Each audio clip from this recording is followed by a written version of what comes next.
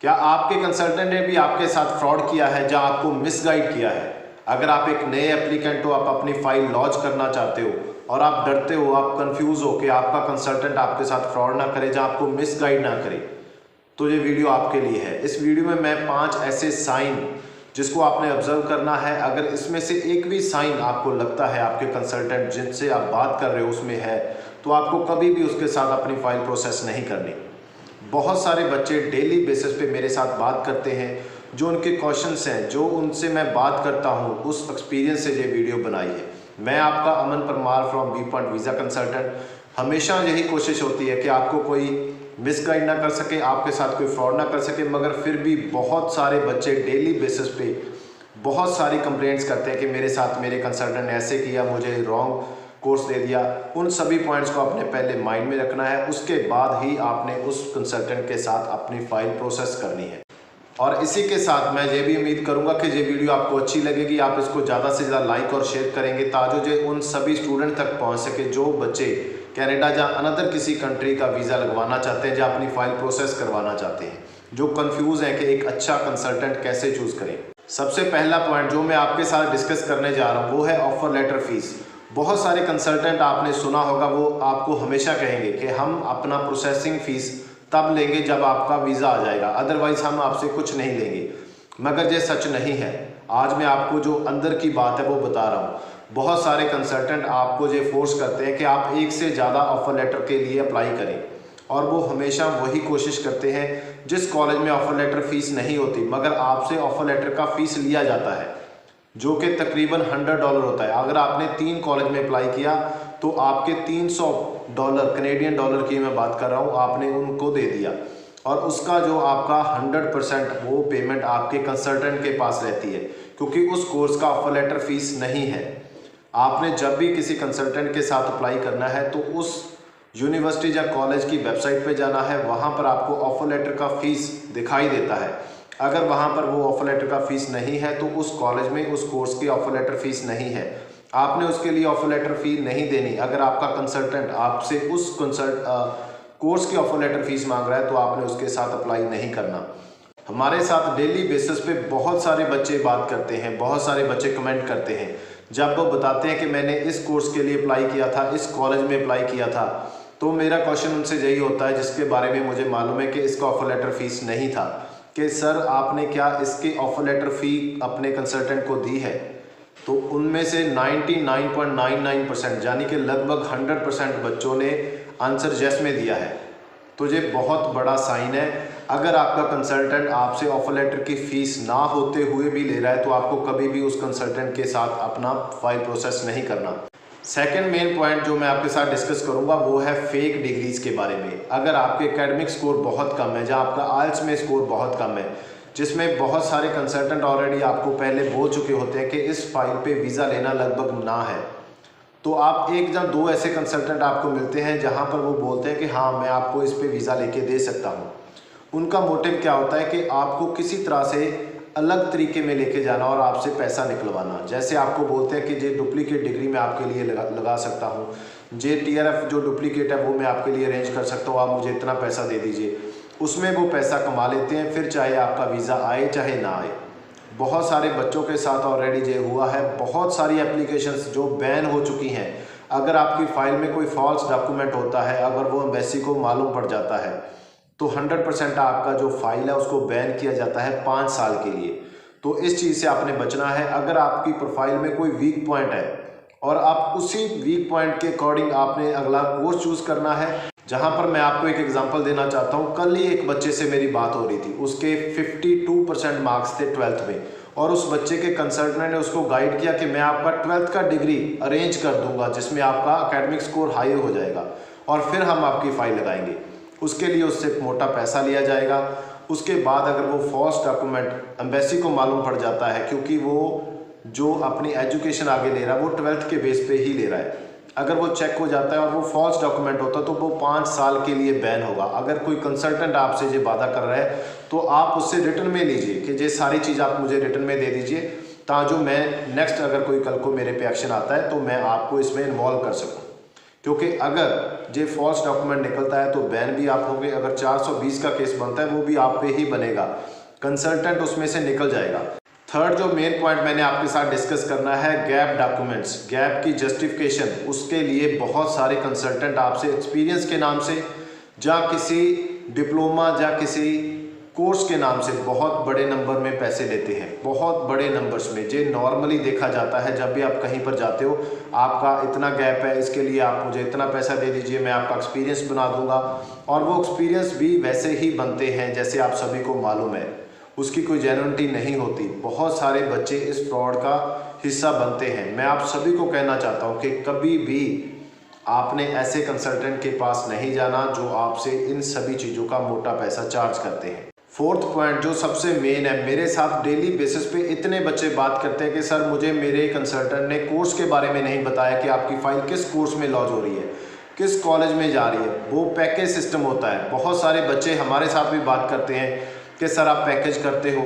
आप पैकेज मत करिए, क्योंकि अभी के समय में जो बच्चे पैकेज कर रहे हैं उनको बहुत बड़ी प्रॉब्लम का सामना करना पड़ रहा है। पहले तो आपकी जो ट्यूशन फीस है वो आपके पेरेंट्स यानी कि आपके स्पॉन्सर के अकाउंट से जाएगी, तो वो सबसे बढ़िया पॉइंट है आपके लिए।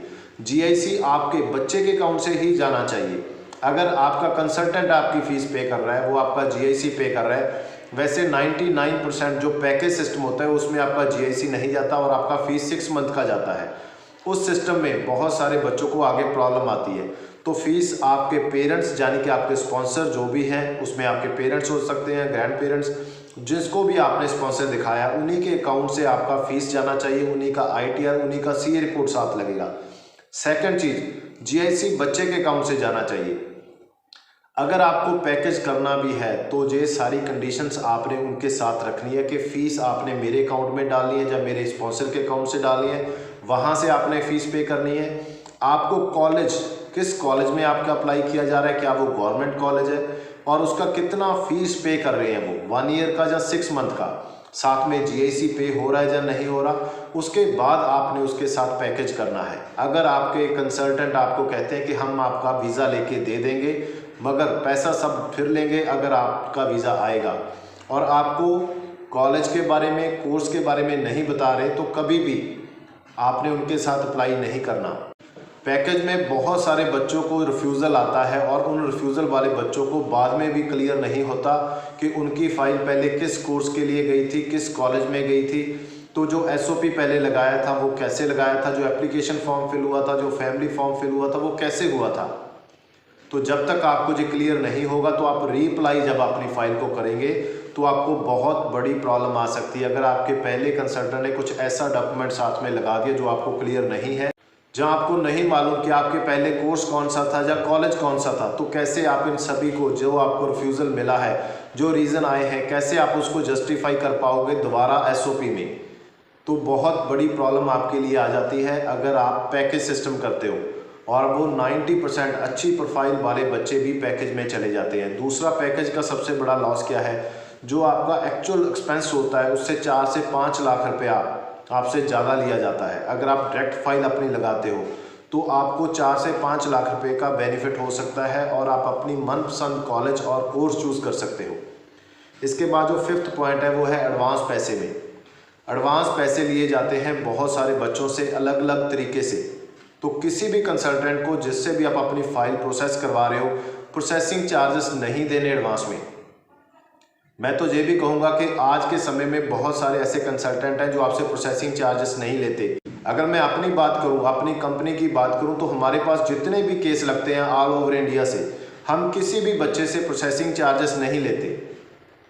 फिर चाहे वो रिफ्यूज़ल केस है, फिर चाहे वो फ्रेश केस है, फिर चाहे वो नॉन एसडीएस फाइल है, फिर चाहे वो एसडीएस फाइल है, पूरा का पूरा प्रोसेस बिल्कुल फ्री करके दिया जाता है। हमारा कमीशन, किसी भी कंसल्टेंट का जो मेजर पार्ट है इनकम का, वो कमीशन होता है जो आपके कंसल्टेंट को उसका कॉलेज या यूनिवर्सिटी पे करता है।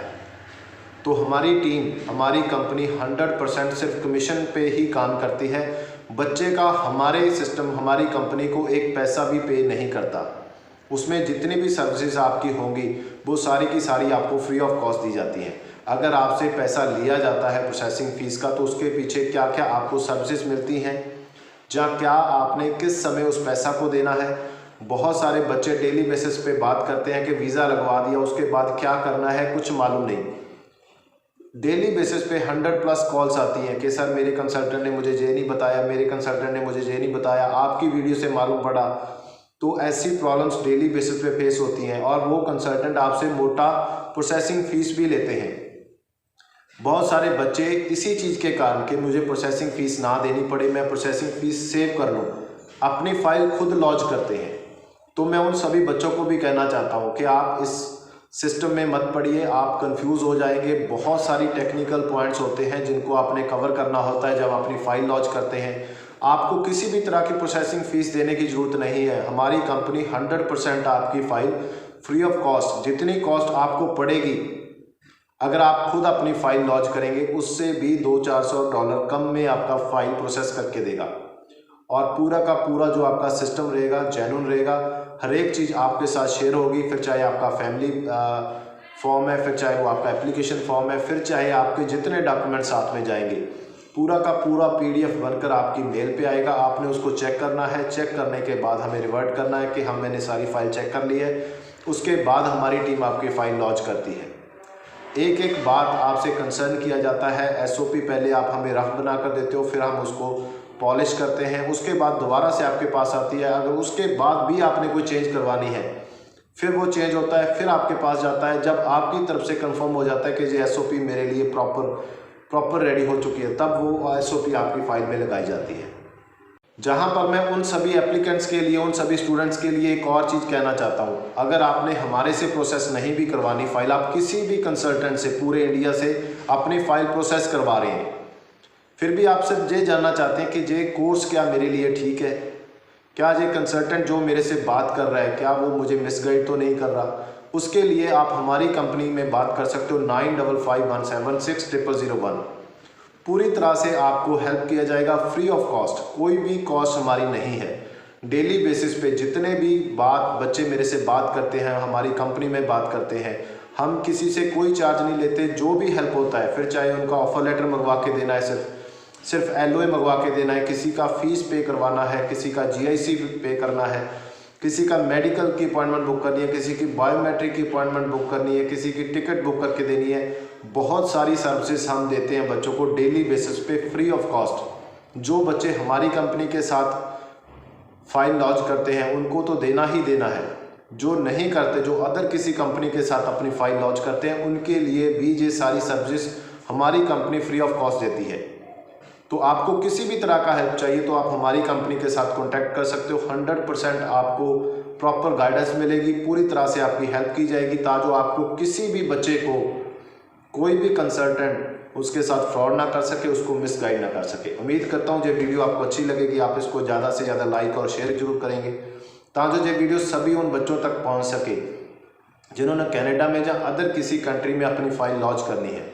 और इसी के साथ आप सभी से एक रिक्वेस्ट करूंगा कि आप हमारे इस YouTube चैनल को सब्सक्राइब जरूर कर लीजिए, ताकि जो डेली बेसिस पे जो अपडेट्स आ रही हैं कनाडा की तरफ से या अदर किसी कंट्री की तरफ से, वो आपको मिलती रहें। और जो डिसीज़न आपने लेने हैं, फ्यूचर के जो डिसीज़न हैं, उनको लेने में आपको आसानी हो सके। Thank you so much.